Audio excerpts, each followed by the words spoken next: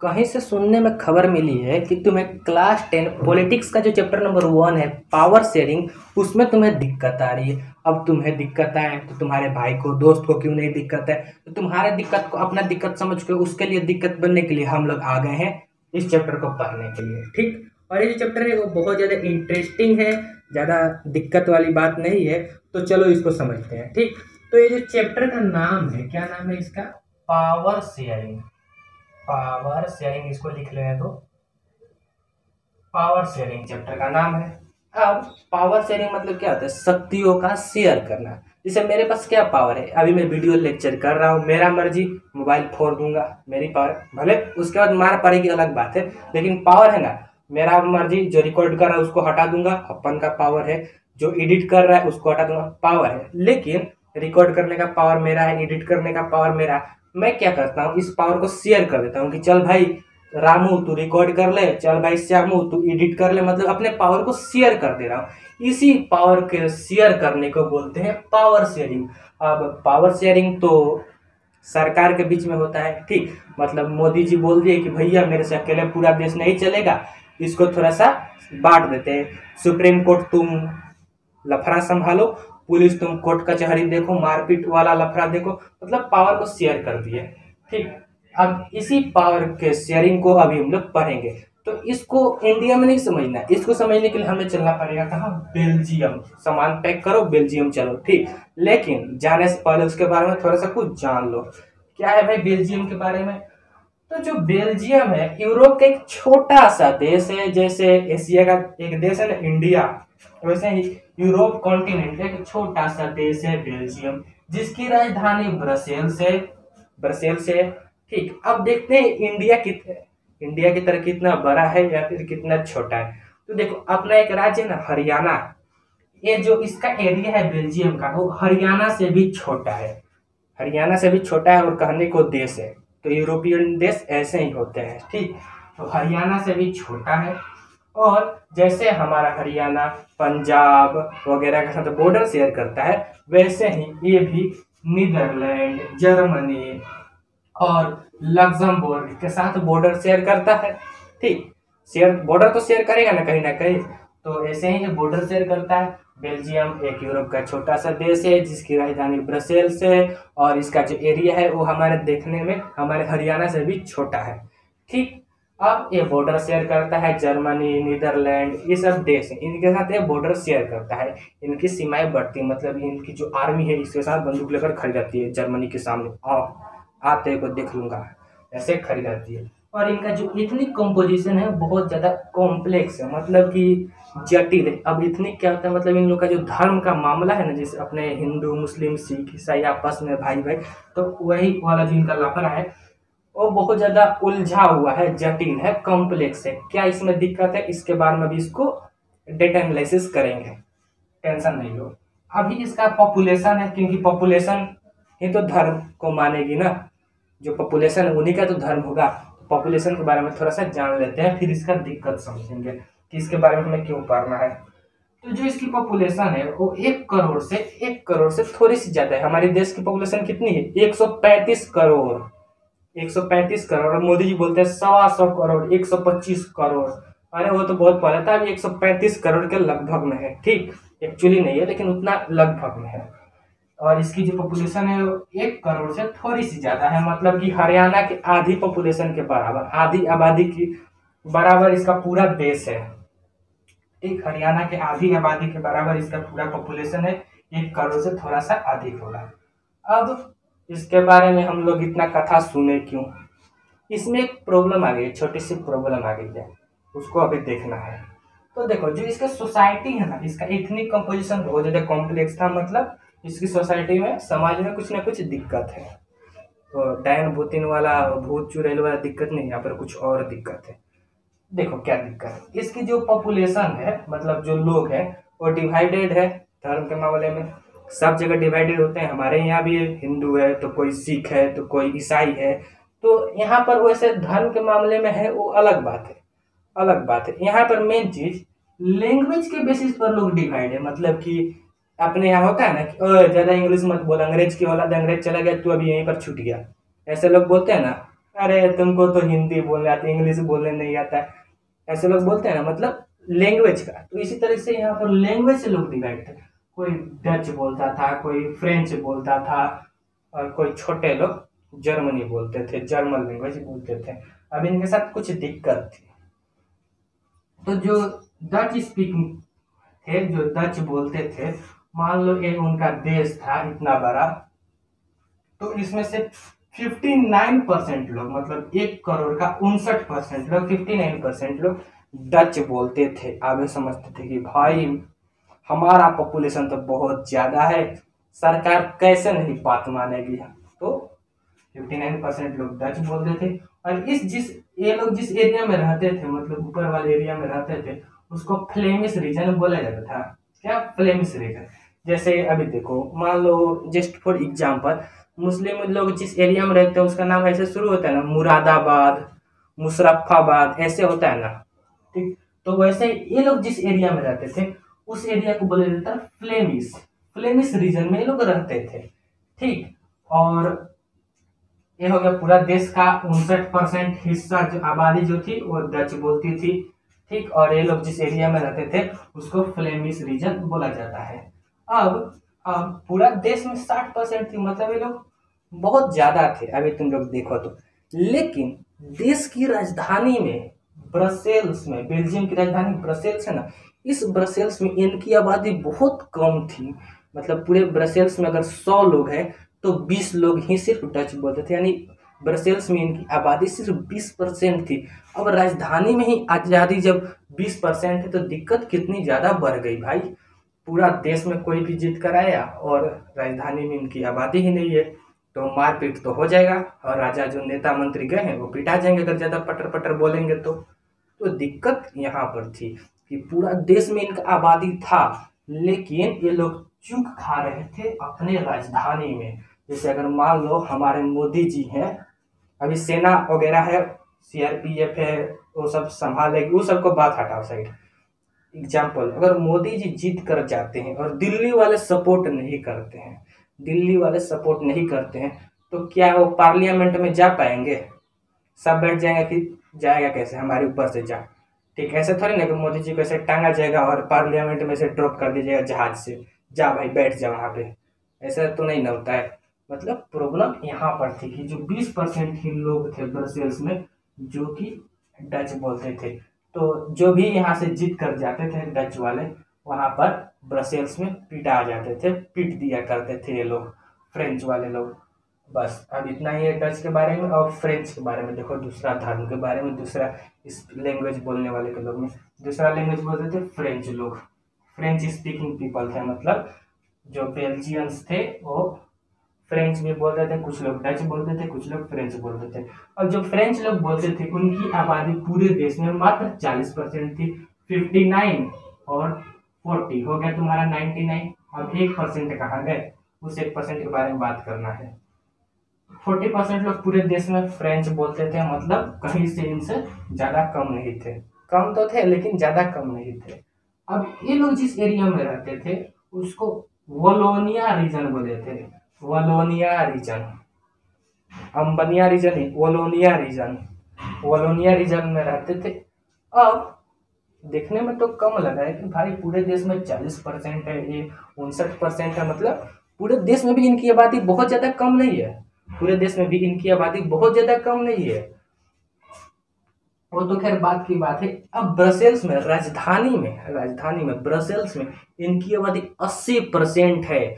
मतलब ब्रसेल्स के 80% लोग फ्रेंच बोलते हैं। दिक्कत यहाँ पर आ रही है, अगर फ्रेंच वाले देश में हार भी गए तो ब्रसेल्स में तो घुसने नहीं देंगे। घुसो यार घुसो ना, देख लेंगे कौन आएगा। ऐसा फ्रेंच वालों का हालत हो गया था। अब बचे कुचे जो 99 है, इसमें 1% जुटेगा तभी तो 100 होगा। तो जो 1% लोग थे, 1% लोग पूरे देश में वो जर्मन बोलते थे।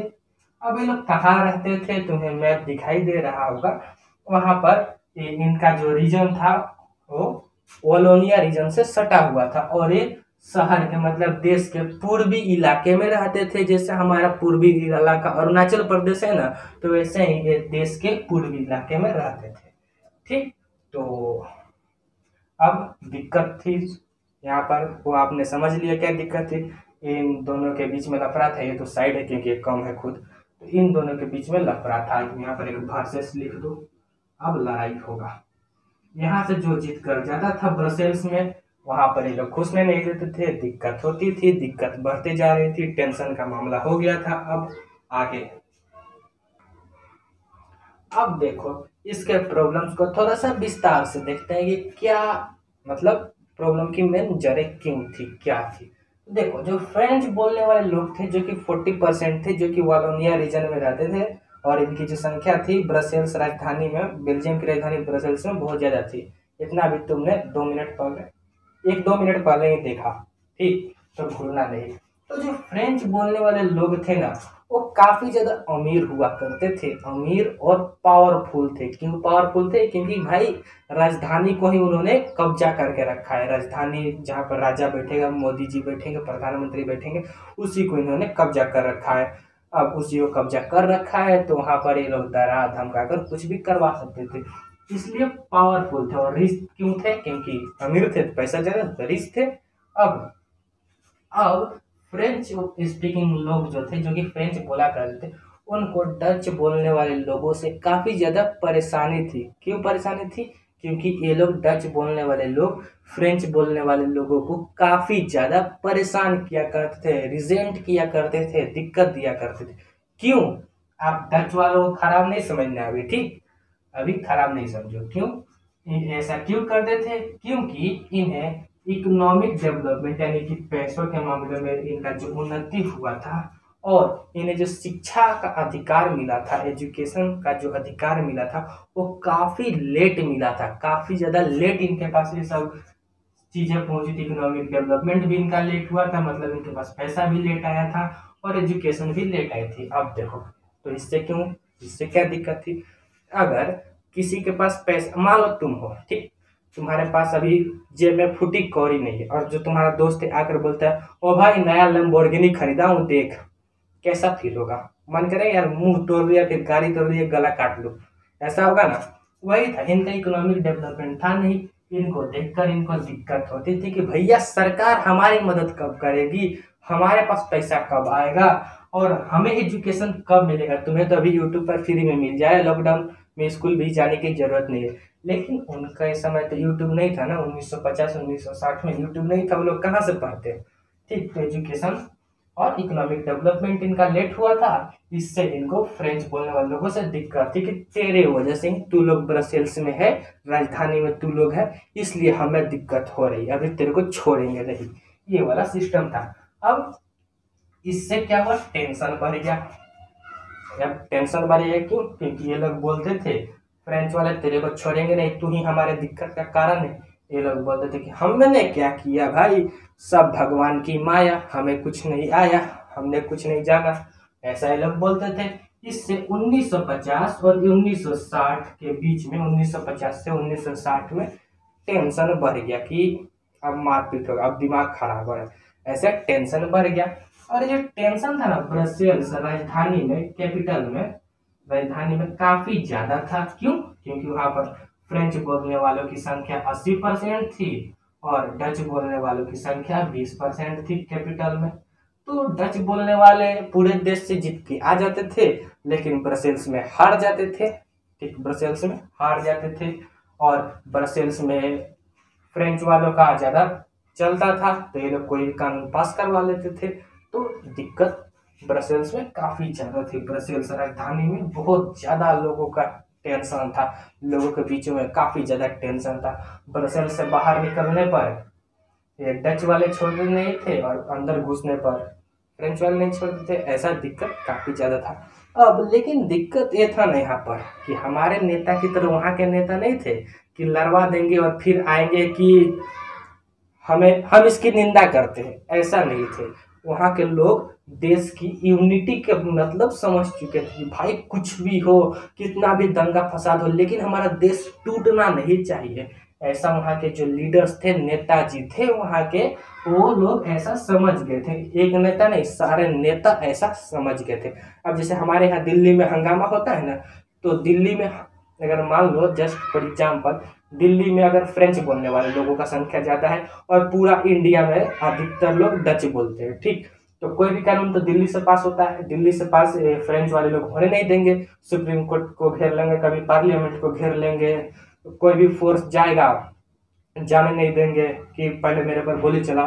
अब तुम लोग क्या करोगे, 50 लाख लोगों को एक साथ थोड़ी मार दोगे, ऐसा तो नहीं कर सकते, कोई भी तो मानना होता होगी ना तुम्हारे अंदर। तो ये सब दिक्कत थी, ठीक।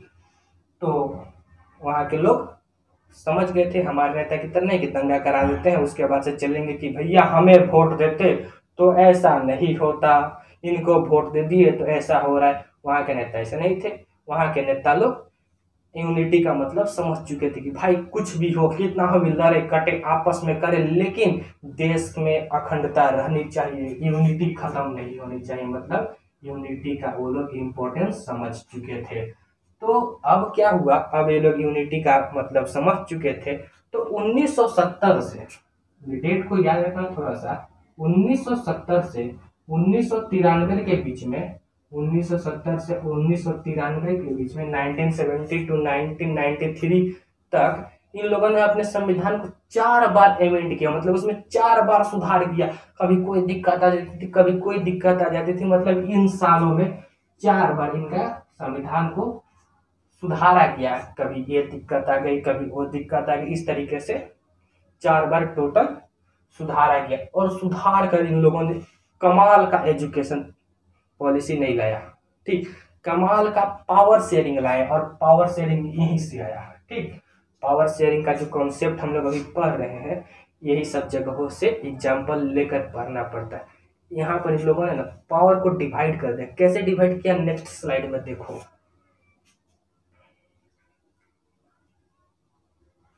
तो अब देखो, हर रात के बाद सुबह आता है, मतलब इन लोगों ने दिक्कत उठाया, उसका सॉल्यूशन खोजा। कहने का मतलब ये, राह संघर्ष की जो चलता है वही संसार बदलता है। जिसने तारों से जंग जीती है, तारों यानी कठिनाइयों से जंग जीती है, सूर्य बनकर वही निकलता है। ऐसा इनके साथ भी हुआ। इन्होंने बहुत लड़ाइयाँ लड़ी, बहुत इनके साथ दिक्कत हुआ, लेकिन आपस में इन लोगों ने यूनिटी को समझा कि भाईचारे में ही देश का भलाई है।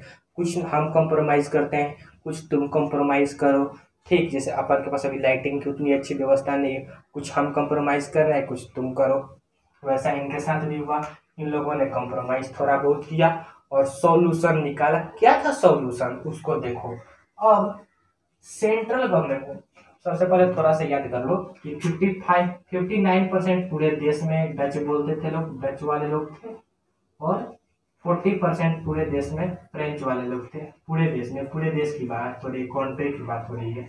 और ब्रसेल्स की बात करें तो यहाँ पर 80% फ्रेंच वाले भाई थे, फ्रेंच वाले थे 80%, और 20% सिर्फ डच वाले थे, डच बोलने वाले। एक राजधानी की बात हो रही है, ब्रसेल्स की, ब्रसेल्स की बात हो रही है। बस इतना तुम्हें याद रखना है कि 59% डच थे और 40% फ्रेंच थे पूरे देश में, और 80% फ्रेंच ब्रसेल्स में थे और 20% डच ब्रसेल्स में थे, राजधानी में थे। अब बस आप हम लोग सॉल्यूशन पर ध्यान दो। अब वहाँ के मिनिस्टर्स ने क्या किया ना कि चलो भाई दोनों मिलकर बैठकर चाय पीते पीते बातें करते हैं। और उन्होंने बात किया कि अब सेंट्रल गवर्नमेंट में, जैसे हमारा केंद्र सरकार होता है ना पूरे देश के लिए, तो जो पूरे देश के लिए सरकार होगा, यानी कि जो सेंट्रल गवर्नमेंट होगा, उसमें डच बोलने वाले भाई लोग और फ्रेंच बोलने वाले भाई लोग, दोनों लोग के जो नेताजी होंगे, जो मंत्री होंगे, वो दोनों इक्वल होंगे, दोनों का जो नंबर होगा वो सेम होगा। फ्रेंच वाले खुश क्योंकि हमारी तो आबादी सिर्फ ब्रसेल्स में, राजधानी में है, अब हमें पूरे देश में आधा मिल रहा है, चलो आधा मंत्री हम, आधा मंत्री तुम। फ्रेंच वाले खुश। फ्रेंच वालों ने बोला कि चलो भाई तुम मेरे को पूरे देश में दे रहे हो, तो अब क्या करते हैं ना, तुम लोग ब्रसेल्स में हम और तुम दोनों के नेताजी एक रहेंगे। डच वाले भी खुश क्योंकि डच वालों को राजधानी में भी घुसने का मौका मिल गया, राजधानी में भी आधा आधा इनका सीट हो गया। और फ्रेंच वाले भी खुश क्योंकि इनको पूरे देश में भी आधा आधा मिल गया, दोनों खुश हो गए। क्यों, क्योंकि डच और फ्रेंच अब पूरे सेंट्रल गवर्नमेंट में एक समान मेंबर्स रहेंगे, समान एक जितने ही नेता रहेंगे। ब्रसेल्स में भी जो फ्रेंच और डच है उनके नेता सेम रहेंगे। अब ये दोनों खुश हो गए। अब फिर इन्होंने सोचा कि चलो भाई अब अपना अपना आधा आधा बांट लिए लो, कि आधा देश में तुम रह सकते हो, मतलब कि तुम्हारे भी धर्म के लोग रहेंगे, हमारे भी धर्म के लोग रहेंगे, सेंट्रल गवर्नमेंट में इक्वल रहेंगे, वो भी बराबर में रहेंगे, कोई 19-20 नहीं, टोटल 50-50। ब्रसेल्स में भी 50-50। अब एक और कानून बना कि अब इससे क्या हो गया ना, अब मतलब नेता लोग आधा आधा बट गए। तब इससे एक फायदा क्या हो गया कि अब कोई भी जितनी भी कम्युनिटीज थी, जैसे ब्रसेल्स राजधानी था, तो वहां पर फ्रेंच लोग नेता को मार पीट कर कहते थे एक कानून पास करेगा या फिर मार खाएगा, वो वाला सिचुएशन हट गया। अब कोई भी एक कम्युनिटी अकेले, मतलब बिना सोचे समझे अकेले लाओ कोई भी कानून नहीं बना सकती है, ठीक। ये पहला फायदा हुआ। अब दूसरा क्या किया इन लोगों ने कि अब बोल दें कि जो स्टेट गवर्नमेंट है, क्योंकि ब्रसेल्स तो एक स्टेट था भाई, अब ब्रसेल्स वाले सोचेंगे कि हमारे ब्रसेल्स में घुस रहे हो तुम, बोलो तो, और तुम सेंट्रल गवर्नमेंट में रहोगे, तो इसीलिए अब जो स्टेट गवर्नमेंट थी वो सेंट्रल गवर्नमेंट के अधीन नहीं थी, कि जो तुम बोलोगे वही करेंगे, जो केंद्र सरकार बोलेगा वही राज्य सरकार करेंगे, वो वाला अब नहीं था। थोड़ा सा पावर केंद्र सरकार के पास थी, और केंद्र सरकार की थोड़ी अधिक पावर स्टेट गवर्नमेंट को दे दी गई, ठीक। और ये तो बात की बात थी, और इनके साथ साथ एक तीसरे तरह की गवर्नमेंट भी बनाएगी, एक सेंट्रल गवर्नमेंट स्टेट गवर्नमेंट हो गई, तो अब एक थर्ड तरह की गवर्नमेंट बनाई होगी, इन लोगों ने बनाया। तुम लोग सोच रहे हो कि अच्छा 6 क्लास में पढ़े थे लोकल लेवल गवर्नमेंट, पंचायत वाला, गलत सोच रहे हो। यहाँ पर था कम्युनिटी गवर्नमेंट, ठीक। कम्युनिटी गवर्नमेंट में क्या था, इसमें भी 50-50 था, कि चलो 50% इधर का 50% इधर का, ये लोग मिलकर एक कम्युनिटी गवर्नमेंट बना लिए। अब ये लोग जो थे वो लोग लैंग्वेज पर, धर्म पर ये सब बनाएंगे। तो अब कम्युनिटी गवर्नमेंट जो थी वो लैंग्वेज पर, यानी कि भाषाओं पर कोई दिक्कत आ रही है, इश्यू आ रही है, तो उसके लिए बनाई गई। रीजन पर, मतलब रिलीजन पर, धर्म वगैरह पर जो भी दिक्कत आ रही है, कल्चर पर जो दिक्कत आ रही है, उस सब के लिए कम्युनिटी गवर्नमेंट बना दी गई, ठीक। कम्युनिटी गवर्नमेंट क्यों बनाएगी, अब ये पूरे ब्रसेल्स की, बेल्जियम की कहानी हो गई, वगैरह वगैरह की कहानी हो गई, कि यूरोप में देश है उसमें क्या दिक्कत थी, उन्होंने क्या सॉल्यूशन निकाला। अब इससे हमें क्या सीख मिलता है, हम क्यों पढ़े इतना देर, अपना दिमाग क्यों इसमें खोपचा में डाले, ना हमें इससे कुछ मिलेगा ना कुछ जाएगा, मिलेगा जरूर, सीख मिलेगी। क्या सीख मिलेगी कि यहाँ के नेता लोगों ने समझा कि हमें अपने देश की यूनिटी बचा कर रखनी है, हमें हमारी देश की अखंडता बचा कर रखनी है। जैसे यहाँ पर लोग सोचते हैं ना कि चलो, मुस्लिम लोग सोचते हैं चलो भाई अपना एक और देश बना लेते हैं, हिंदू लोग सोचते हैं कि चलो अपना एक देश बना लेते तो सिर्फ हिंदू रहेंगे। तो भैया बना तो लोगे लेकिन कमजोर भी तो हो जाओगे, सब चीज बटेगा ना, जब बंटवारा होगा तो सब चीज बटेगा ना, लाशें भी तो बहेगी, लाशें भी तो गिरेगी। यहाँ के लोगों ने, नेता मंत्री लोगों ने और आम जनता ने भी यूनिटी को समझा कि आपस में मिलजुल कर भाई की तरह रहने में ही भलाई है। क्योंकि ये जो कांड हो रहा था ये सब 1950 1960 में हो रहा था, उस वक्त तक इन्हें बहुत सारे एग्जाम्पल्स मिल चुके थे कि अगर हम लोग बटे तो हम लोग मरेंगे। जैसे इंडिया वाले उस वक्त डिवाइडेड थे तो इन्हें ब्रिटिशर्स ने गुलाम बनाया, उस तरीके के अनेकों सीख इन लोगों को मिल चुका था, इसलिए ये लोग यूनिटी को समझ चुके थे। हमें भी यूनिटी को समझना चाहिए, ये चीज यहाँ के लोगों से हमें सीख मिलती है कि यहाँ के नेता ने यूनिटी को समझा, मिनिस्टर्स को समझा, तो आसानी से प्रॉब्लम्स का सॉल्यूशन निकाल लिया, आसानी से दिक्कत को खत्म किया जा सका। अगर वही ये लोग भी रहते कि है तो क्या, ब्रसेल्स में है तो क्या, चलो घुस कर मारेंगे राजधानी में, तो लाशें बिछती, कोई सॉल्यूशन नहीं आता। आगे वाली पीढ़ियां भी नफरत करती कि इन्होंने हमारे बाप दादाओं को मारा है, अभी इन्हें छोड़ेंगे नहीं, ठीक। तो इन लोगों ने बैठकर एक समाधान निकाला जिससे प्रॉब्लम्स खत्म हो गई, सॉल्यूशंस आ गई, और देश में खुशहाली आ गई, सब लोग खुश होकर रहने लगे, कुछ देर के लिए ही सही लेकिन खुश होकर तो रहने लगे ना, कि चलो आज चैन से मिला, आज अब हम लोगों को कोई दिक्कत नहीं होगा। फ्रेंच वाले भी चैन से हो गए कि चलो डच वाले कोई कांड नहीं करेंगे, डच वाले भी खुश कि फ्रेंच वाले कोई कांड नहीं करेंगे, ठीक। तो इस तरीके से बेल्जियम का कहानी खत्म, और कल हम लोग अब श्रीलंका का कहानी पढ़ेंगे, श्रीलंका का कहानी कल पढ़ेंगे। टाटा बाय बाय, मिलते हैं नेक्स्ट वीडियो में। अगर आपको ये अच्छा लगा तो तुम लोग लाइक कर सकते हो, और कहने की तो बात ही नहीं है। चैनल को सब्सक्राइब भी कर सकते हो, क्योंकि नेक्स्ट कहानी आएगी जो इससे भी बेहतरीन तरीके से अभी हम आपको समझाएंगे, क्योंकि practice makes a man perfect. Upon practice कर रहे हैं और आपको परफेक्ट रिजल्ट देते रहेंगे। ठीक, तो नेक्स्ट वीडियो में मिलेंगे। Tata bye bye. अगर तुम्हें मैथ्स में दिक्कत आ रही है तो टाइरो हम मैथ्स को सब्सक्राइब कर सकते हो।